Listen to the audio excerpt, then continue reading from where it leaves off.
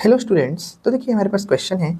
To isolated metallic spheres S1 and S2 of radii 1 centimetre and 3 centimetre respectively are charged such that both have the same charge density 2 by pi into 10 to the power minus 9 coulomb per meter square. They are placed far away from each other and connected by a thin wire. Calculate the new charge on sphere S1.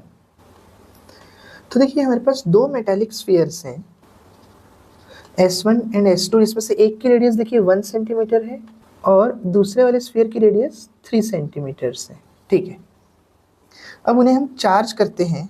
तो चलिए Q1 और Q2 charge करते हैं। मान लीजिए कि उनकी charge density same रहती है दोनों की।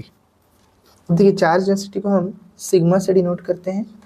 अब अगर उनको बहुत दूर रख के एक वायर से कनेक्ट कर दिया जाए तो जो नया चार्ज होगा S1 पे वो क्या होगा, ये निकालना है। तो नया चार्ज निकालने से पहले दोनों में इनिशियल कितना चार्ज है वो पहले मैं निकाल लेता हूँ। तो चलिए, चार्ज रेडियस और चार्ज डेंसिटी, इनके बीच कौन सा रिलेशन होता है। तो देखिए चार्ज डेंसिटी का ही फॉर्मूला मैं लिख लेता हूँ यहाँ पे। तो देखिए चार्ज डेंसिटी ये क्या होती है, चार्ज पर यूनिट एरिया। तो देखिए यहाँ से चार्ज क्या निकल जाएगा, सिग्मा इंटू एरिया। तो सबसे पहले मैं Q1 के लिए निकालता हूँ। देखिए चार्ज डेंसिटी गिवन है 2 by pi into 10 to the power minus 9 into area. अब देखिए स्फीयर का सरफेस एरिया रखना पड़ता है हमें, और स्फीयर का सरफेस एरिया क्या होता है 4 पाई आर स्क्वायर। तो ठीक क्या हो जाएगा 4 पाई, रेडियस कितनी दी हुई थी देखिए 1 सेंटीमीटर। तो पहले वाले स्फीयर के लिए 1 और सेंटीमीटर को अगर मीटर में बदलेंगे तो 10 टू द पावर माइनस 2 और रेडियस का स्क्वायर। तो देखिए यहाँ से पाई और पाई कैंसल, 4 2 ज़ा 8 into 10 to the power minus 9 into 1 का स्क्वायर तो 1 ही रहेगा, और 10 टू द पावर माइनस 2 का स्क्वायर हो जाएगा 10 टू द पावर माइनस 4। तो यहाँ से Q1 क्या आ जाएगा देखिए 8 into 10 to the power minus 13 coulomb. अब वैसे ही Q2 निकाल लेते हैं। Q2 निकालने के लिए देखिए क्या करना पड़ेगा, चार्ज डेंसिटी तो सेम है बोला है तो वही वैल्यू रख देंगे 2 by pi into 10 to the power minus 9। फिर एरिया के लिए 4 और पाई तो सेम ही रहेगा, रेडियस चेंज हो जाएगी 3 into 10 to the power minus 2 का स्क्वायर, पाई पाई कैंसल, और ये Q2 आ जाएगा 2 4 ज़ा 8 into 10 to the power minus 9। अब इस बार 3 का भी स्क्वायर करना पड़ेगा, तो 3 3 ज़ा 9 इंटू 10 माइनस 4। तो Q2 आ जाएगा 8 9 ज़ा 72 into 10 to the power minus 13 coulomb. तो ये देखिए इनिशियल चार्ज था जब हमने स्फीयर्स को वायर से कनेक्ट नहीं किया था। अब हम क्या करते हैं, दोनों स्फीयर को वायर से कनेक्ट कर देते हैं। ये मैं इनको वायर से कनेक्ट कर देता हूँ। तो जैसे ही मैं वायर से कनेक्ट करूँगा क्या होगा, पोटेंशियल डिफरेंस क्रिएट हो जाएगा और चार्ज फ्लो होना चालू होगा। कब तक फ्लो होगा, जब तक कि पोटेंशियल डिफरेंस दोनों साइड सेम ना हो जाए। तो मैं इसको लिख लेता हूँ। देखिए पोटेंशियल डिफरेंस का फॉर्मूला क्या होता है, 1/4 pi epsilon naught Q by R. तो V1 क्या हो जाएगा 1/4 pi epsilon not Q1 dash. देखिए Q1 डैश क्यों ले रहा हूँ मैं इसको, क्योंकि अब दोनों जैसे ही वायर कनेक्ट किए हम तो चार्ज फ्लो होंगे और दोनों स्फीयर में अब अलग अलग चार्ज हो जाएंगे।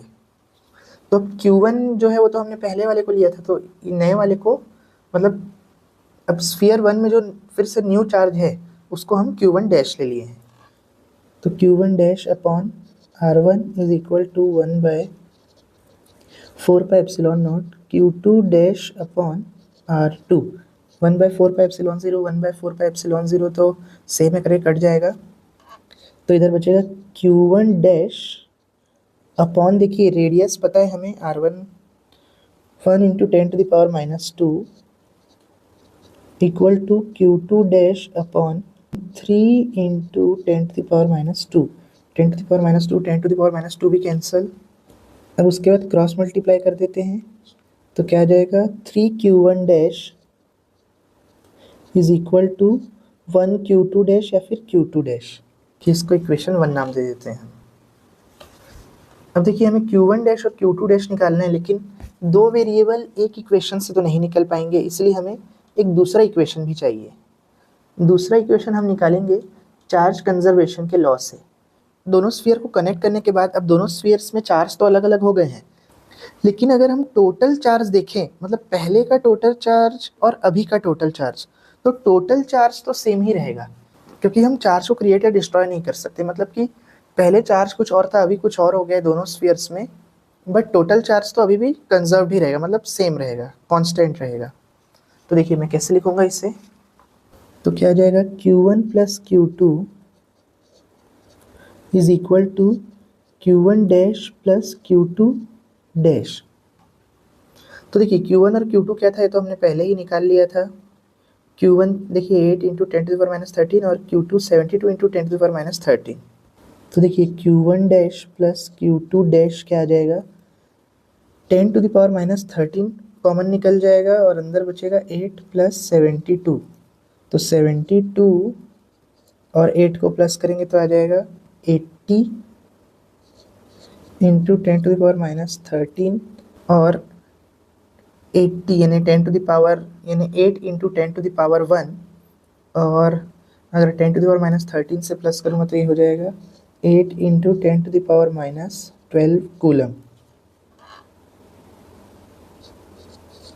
अब देखिए इक्वेशन 1 और 2 से मैं Q1 डैश और Q2 डैश भी निकाल लेता हूँ। क्या करता हूँ मैं, इक्वेशन 2 में Q2 डैश की जगह 3Q1 डैश पुट कर देता हूँ। देखिए तो देखिए इसको मैं यहाँ पर पुट कर रहा हूँ, तो Q1 dash plus 3Q1 dash is equal to 8 into 10⁻12 coulomb. तो Q1 डैश तो ये हो जाएगा 4Q1 dash is equal to 8 into 10⁻12 coulomb. अब Q1 डैश क्या आ जाएगा यहाँ से, 8 इंटू 10⁻12 अपॉन 4, तो 4 2 ज़ा 8, तो Q1 डैश आ जाएगा 2 इंटू 10⁻12 कूलम, या फिर इसे हम लिख सकते हैं 2 पीको कूलम। तो दोनों ही आंसर सही है। तो देखिए स्फीयर 1 में चार्ज क्या आ गया, 2 पीको कूलम।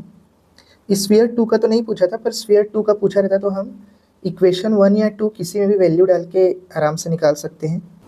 तो देखिए 6 पिको कूलम आ जाता अगर Q2 डैश निकालना रहता तो, पर क्योंकि हमें Q1 डैश निकालना था यानी चार्ज ऑन स्फीयर 1, तो वो आ रहा है हमारा 2 इंटू 10⁻12 कूलम या फिर 2 पीको कूलम। तो अगर आपको वीडियो अच्छा लगा और समझ में आया हो तो वीडियो को लाइक और चैनल को सब्सक्राइब ज़रूर करें। Thank you.